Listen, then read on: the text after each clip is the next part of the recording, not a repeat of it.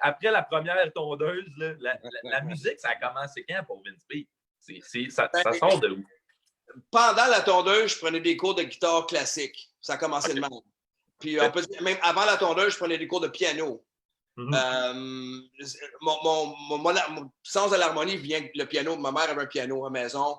Mais mon petit frère Danny, qui est devenu drummer de Groovy Hardwork, mon petit frère était bien meilleur que moi au piano. Fait que j'étais bien jaloux de son talent. Il avait un talent naturel que je n'avais pas. Fait que moi, j'ai commencé la guitare pour pouvoir être bon dans un autre instrument qui n'est pas le piano.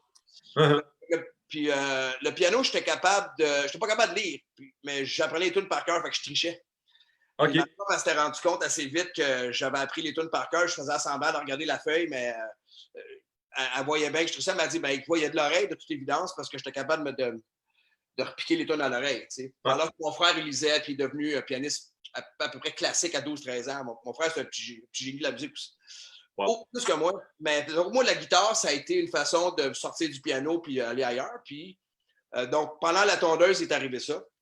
Là, on verra peut-être pas, mais à 15 ans, je me suis fait hacher le pouce. Ah ouais, hein? Un accident de hache. Mon beau-père coupait du bois, puis je l'aidais, puis la hache a poigné un nœud dans la branche, puis elle m'a carrément coupé le pouce en deux. Ils ont réussi à sauver le bout à l'hôpital, puis c'était impossible pour moi de jouer de la guitare pendant 2 ans. J'avais pas de force dans le pouce. J'étais incapable de tenir un accord. Tu sais. Ouais. Moi, c'était la fin du monde. J'avais 15 ans. Puis là, je commençais vraiment à être pas pire à la guitare.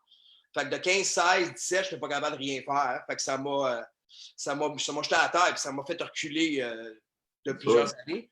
Puis, après la tondeuse, ben là, quand j'ai rencontré Stéphane Bujan, qui était mon meilleur ami au secondaire, voulait partir un band, hardcore. Puis, il y avait déjà 2 guitaristes. Il y avait Marc-André et il y avait lui. Fait qu'il m'a fait une bass. Tu veux jouer de la bass? C'est les 4 grosses cordes de la guitare. Tu sais, how hard can it be? Puis, comme de fait, j'ai bien aimé la bass. Puis là, j'ai embarqué Danny dans Groovy. Fait que là, on avait le rhythm section. C'était mon frère qui était déjà... Lui, il a switché du piano classique au drum metal. Même. Il était rendu bon drum. Pas de trouble. Pas de trouble, pas de cours, pas rien. Il avait tout appris ça. On jouait Number of the Beast de Maiden, on jouait du vieux Judas Priest, on jouait du Sabbath. Il avait tout appris ça. Puis là, je dis, alright, j'ai un drummer habile. T'sais. Puis là, ma mère a vu le potentiel. Fait qu'elle a acheté un drum à Danny, puis elle m'a acheté un petit ampli, puis Jean avec la bass. Fait que Groovy a commencé de même. Très hot. J'avais 18, 19 ans. Je veux pas trahir ton âge live, mais c'était en quelle année à peu près? Ben, moi, je me suis coupé le pouce en 82. Ça te donne une idée. Fait que, c'est ça. Mais Groovy, c'est en 86. Wow. Mais Danny, puis moi, puis Vijan, on avait des bands de cover dès 84-85. Ouais. Moi, entre-temps, j'avais un band métal qui s'appelait Ablaze, à Belleuil, pour qui je suis devenu chanteur. Fait que là, j'avais lâché tout instrument, je suis devenu chanteur. Puis ça, je savais pas que j'étais capable de pogner des notes, mettons, à la Maiden puis à la Priest, parce que j'avais jamais chanté d'un micro de ma vie. Mais ça, c'est venu assez naturellement aussi. J'ai réalisé que j'étais capable de chanter. C'est alright, cool. Puis là, quand Groovy, ben, c'est de combiner les deux qui étaient fucking tough.